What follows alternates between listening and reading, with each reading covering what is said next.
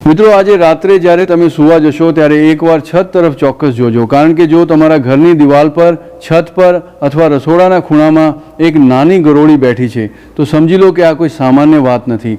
આ એક સંકેત છે, એક એવો સંકેત જે સદીઓ જૂની પરંપરામાં, આપણા પુરાણોમાં, આપણા વડીલોની જીભ પર જીવંત છે, પરંતુ આજની ભાગદોડ ભરેલી દુનિયામાં આપણે તેને ભૂલી ગયા છીએ. અને આજે આ વિડીયોમાં હું તમને એ બધું જણાવીશ જે કદાચ તમે પહેલાં ક્યારેય નહીં સાંભળ્યું હોય, જે વાત તમારી દાદી જાણતી હતી, જે વાત આપણા ઋષિ મુનિઓએ લખી હતી, તે આજે હું તમારી સામે ખોલવા જઈ રહ્યો છું. પરંતુ એક વાત ધ્યાનથી સાંભળો, અંત સુધી રોકાજો, કારણ કે સૌથી મોટું રહસ્ય હજુ બાકી છે. અને જો તમે વચ્ચેથી વિડીયો બંધ કરી દેશો તો સૌથી જરૂરી વાત તમારાથી છૂટી જશે. એક વાત વિચારો, તમે ક્યારેક ને ક્યારેક જોયું હશે, ઘરમાં અચાનક એક ગરોળી આવી જાય છે, ક્યારેક રાત્રે રસોડાની દિવાલ પર, ક્યારેક પૂજા ઘર પાસે, ક્યારેક મુખ્ય દરવાજા પર. અને તે વખતે તમારા મનમાં શું આવે છે? કેટલાક લોકો ડરી જાય છે, કેટલાક તેને ભગાડી દે છે, કેટલાક કહે છે અરે કંઈ નથી, બસ એક પ્રાણી છે. પરંતુ મિત્રો, આપણા પૂર્વજો ક્યારેય પણ કોઈ વસ્તુને બસ એમ જ નહોતા માનતા. તેઓ જાણતા હતા પ્રકૃતિ આપણી સાથે વાત કરે છે. પક્ષી, પ્રાણી, જીવજંતુ આ બધા સંદેશવાહક છે, અને ગરોળી એ તો સદીઓથી માણસના ઘર સાથે જોડાયેલી છે. તો ચાલો આજે આ રહસ્યના પડોળો એક એક કરીને ખોલીએ. વાત એ દિવસોની છે જ્યારે રાજસ્થાનના એક નાના ગામમાં એક વૃદ્ધ દાદી રહેતા હતા. તેમનું નામ હતું સાવિત્રી દેવી. તેમના ઘરમાં એક રાત્રે અચાનક 3 ગરોળીઓ એકસાથે દિવાલ પર આવી ગઈ. પાડોશીઓ ડરી ગયા, પરંતુ સાવિત્રી દેવી હસ્યા. તેમણે કહ્યું, ગભરાશો નહીં, આ શુભ છે. ઘરમાં કોઈ મોટી ખુશી આવવાની છે. લોકોએ તેમને ગાંડા સમજ્યા, પરંતુ બરાબર 7 દિવસ પછી તેમના દીકરાને વિદેશમાં નોકરી મળી ગઈ, જેની આશા પરિવારે ક્યારની છોડી દીધી હતી. શું આ માત્ર સંયોગ હતો કે પ્રકૃતિએ પહેલેથી સંકેત આપી દીધો હતો?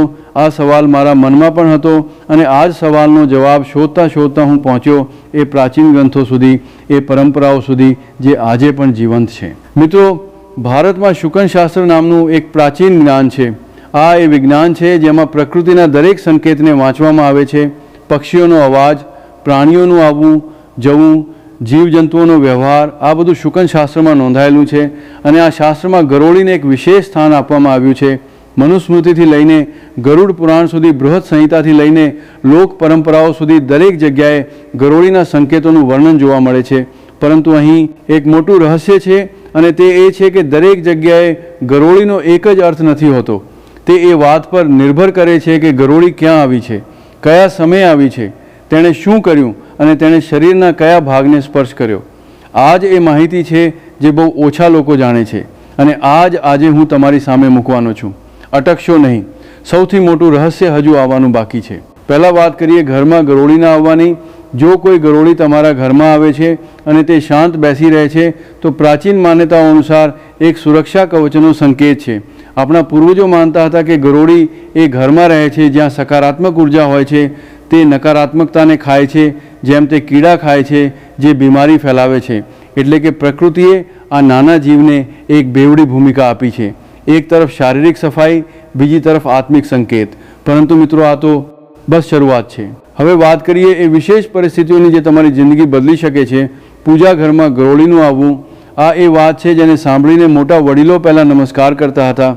જો કોઈ ગરોળી તમારા ઘરના મંદિરમાં, પૂજા ઘરમાં અથવા દેવસ્થાન પાસે આવી જાય તો ઘણી જૂની માન્યતાઓ અનુસાર આ દેવી દેવતાઓના આશીર્વાદ લઈને આવે છે.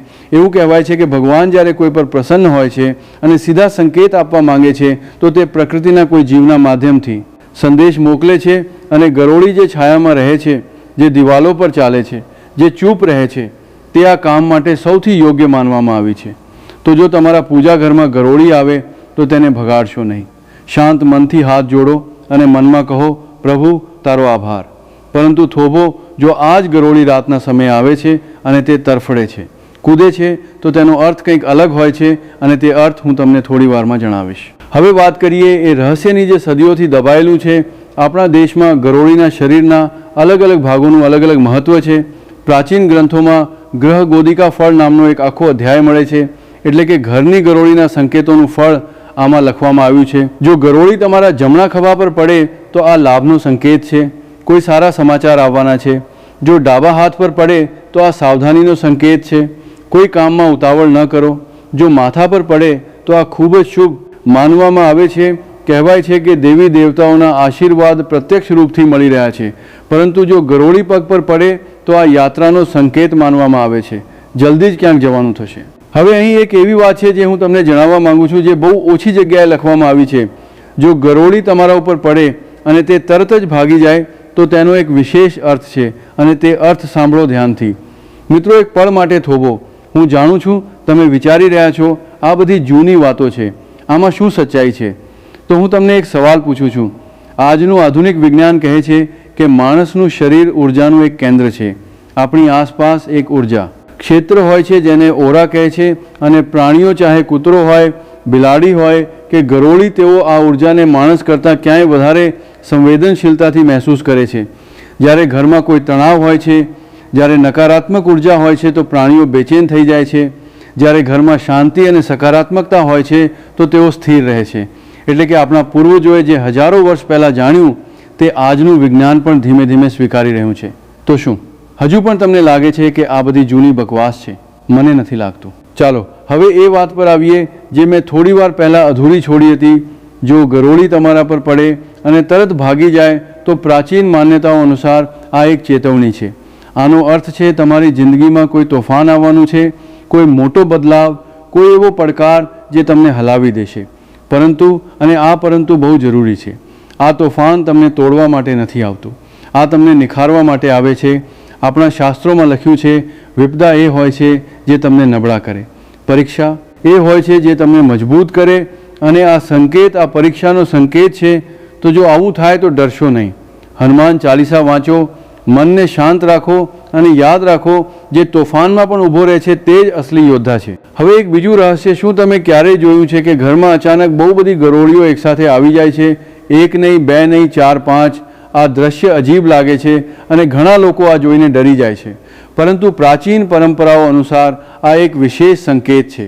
કહેવાય છે કે જ્યારે ઘરમાં કોઈ પૂર્વજનો આત્મા આવે છે જે પોતાના પરિવારની રક્ષા કરવા આવે છે તો તે ક્યારેક ક્યારેક આ જીવોના માધ્યમથી પોતાની હાજરી દર્શાવે છે. આપણા પૂર્વજો માનતા હતા મૃત્યુ પછી પણ પ્રેમ ખતમ નથી થતો, અને એક મા, એક પિતા, એક દાદા, તેઓ ગયા પછી પણ પોતાના પરિવારને જોતા રહે છે.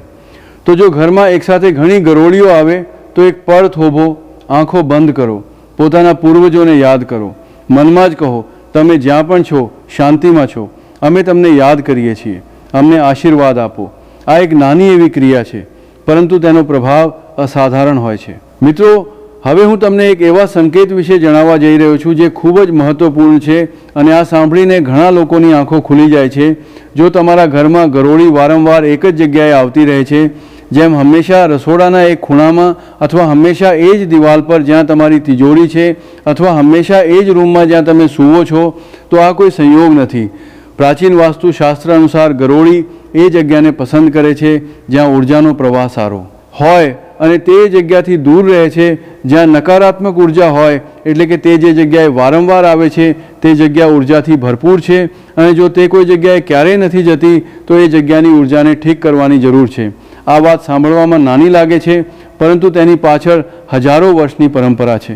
હવે વાત કરીએ દિશાઓની.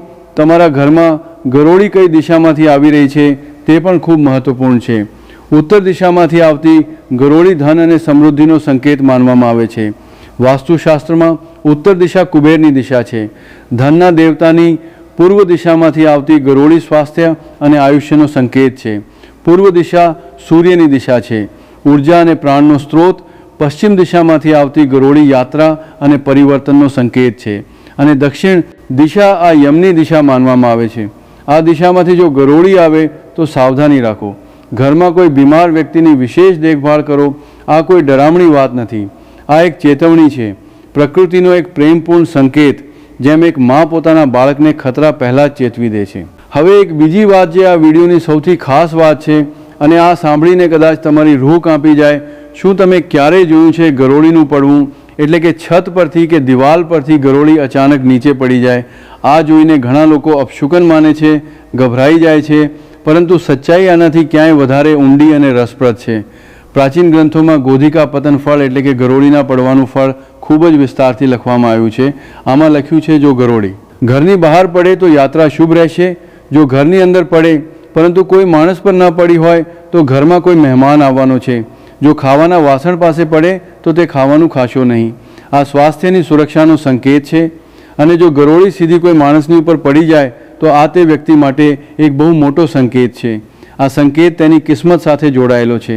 તેના જીવનમાં એક મોટો વળાંક આવવાનો છે અને તે વળાંક શુભ હશે કે અશુભ તે એ વાત પર નિર્ભર કરે છે કે ગરોળી તેના શરીરના કયા ભાગ પર પડી. મેં આ પહેલાં થોડું જણાવ્યું હતું. હવે તેને વધુ ઊંડાણથી સમજીએ. શરીરના અલગ અલગ અંગો પર ગરોળી પડવાનું ફળ આ જ્ઞાન બૃહદ સંહિતામાં મળે છે, જે એક પ્રાચીન ભારતીય ગ્રંથ છે. માથા પર પડે તેને ખૂબ શુભ માનવામાં આવે છે. રાજયોગનો સંકેત જીવનમાં મોટી સફળતા આવવાનો સંકેત. કપાળ પર પડે બુદ્ધિ અને વિદ્યામાં વૃદ્ધિનો સંકેત. જમણી આંખ પર પડે ધન લાભ. ડાબી આંખ પર પડે કોઈ પ્રિય વ્યક્તિ સાથે મુલાકાત. જમણા કાન પર પડે કોઈ સારા સમાચાર સાંભળવા મળશે. ડાબા કાન પર પડે કોઈ ચિંતાનો વિષય આવશે, પરંતુ તે ઉકેલાઈ જશે.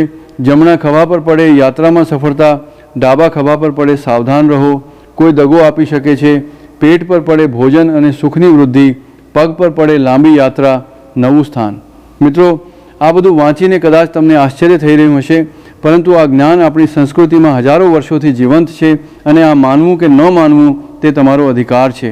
પરંતુ એક વાત તો માનવી પડશે, આપણા પૂર્વજો કોઈ મૂર્ખ નહોતા. તેમણે આ જ્ઞાનને કારણ વગર નથી લખ્યું. હવે એક બહુ જ જરૂરી વાત. ઘણા લોકો પૂછે છે ગરોળીને મારી નાખવી જોઈએ? નહીં, ક્યારેય નહીં.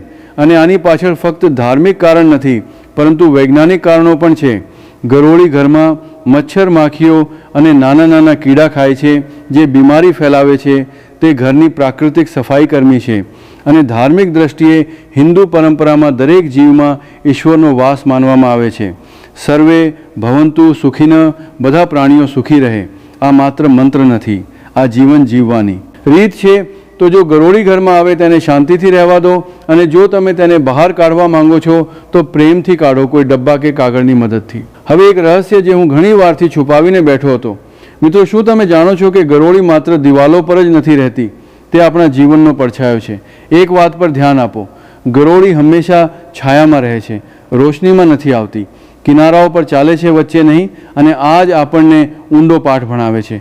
જીવનમાં પણ જે સચ્ચાઈઓ સૌથી મહત્ત્વપૂર્ણ હોય છે તે અવારનવાર છુપાયેલી હોય છે, કિનારાઓ પર હોય છે, શોરમાં નહીં, ખામોશીમાં મળે છે.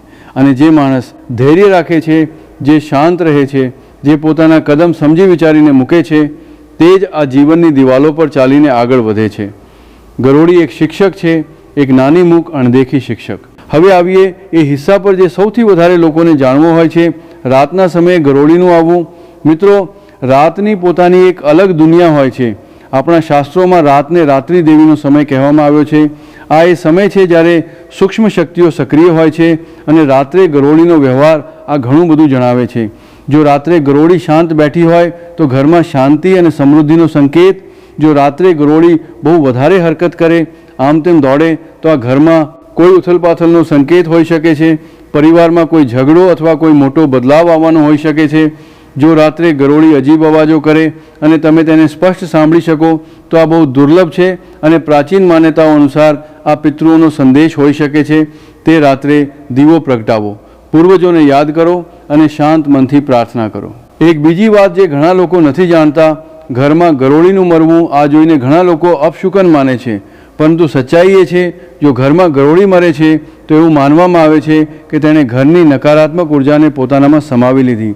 જેમ એક સૈનિક યુદ્ધમાં દેશની રક્ષા કરતા શહીદ થાય છે, આ ગરોળી ઘરની રક્ષા કરતા જાય છે.